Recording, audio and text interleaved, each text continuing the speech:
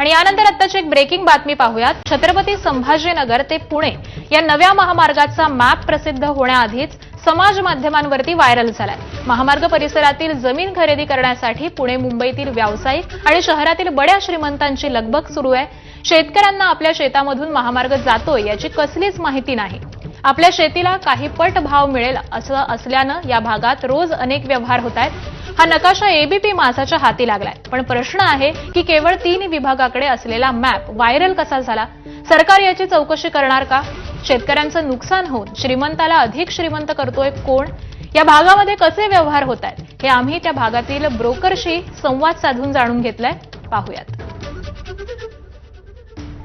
छत्रपती संभाजीनगरवरून पुण्यापर्यंत एक हायवे होणार आहे आणि याचा एक नकाशा व्हायरल झालेला आहे आणि त्यामुळे तिथले देखील जे जमिनीचे दर आहेत ते गगनाला भिडलेले आहेत। आपल्यासोबत काही ब्रोकर्स आहेत, आपण त्यांच्याकडनं जाणून घेणार आहोत काय मागणी आहे पुणा रोडवरची आणि कोण इन्व्हेस्टर म्हणजे कोण गुंतवणूकदार आहेत। सध्या तर पुण्याचे आणि मुंबईचे बिल्डर्स लोक खूप म्हणजे रोज 2-3 डील होत आहे आणि 2.25 कोटी ते 3.5 कोटी जे अप्रोच रोड आहे, जे जवळ आहे असं अप्रोच, त्याचा रेट असा चालू आहे। आणि इंटरनल कुठेही मध्ये गेलं तर 60 लाख 70 लाख असे भाव झालेले। मला थोडंसं पुढे येऊन तुम्ही मला सांगा की किती व्यवहार होतात पुणा रोडवरचे?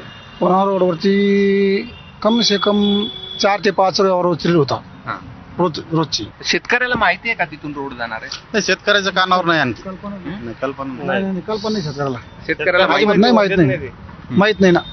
तू विकतो कसा आहे? तो युक्तो कसा व्यापारी येते आमच्यासाठी बरोबर जाते, कपचित कानात बोलते बाबा आम्हाला रोड जमीन द्या, तुम्हाला काय रेट लागेल देतो, आम्ही तुम्हाला कमिशन देतो। ह्या जो बेसवरती आपलं चालू राहते। अप्रोच काय DMIC करमांडला होत आहे, बिडकिनला टोयोटा होत आहे, या सगळ्या गोष्टी खूप व्हायरल होत आहे। तर कर्मा DMIC to connected Bidkin DMIC हा पण एक नवीन रस्ता आता प्रोसेसमध्ये आहे असं इकडं खूप चर्चा आहे जोरदार। त्यामुळे जे पण व्यापारी आहे, गुंतवणूकदार आहे, सगळे या भागामध्ये रोज जोरदार या व्यवहार होत आहे या भागामध्ये।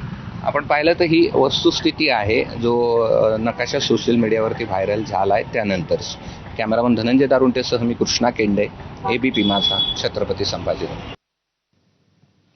तर नकाशा कसा तयार होतो आणि या नकाशाचा प्रवास नेमका कसा झालाय आपण पाहूयात।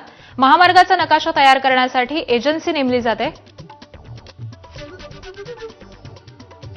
त्यामुळे नकाशा संबंधित एजन्सीकडेच असतो। नकाशा तयार झाल्यावर तो सदर विभागाकडे सोपवला जातो। त्यानुसार हा नकाशा नॅशनल हायवे विभागाकडे जातो।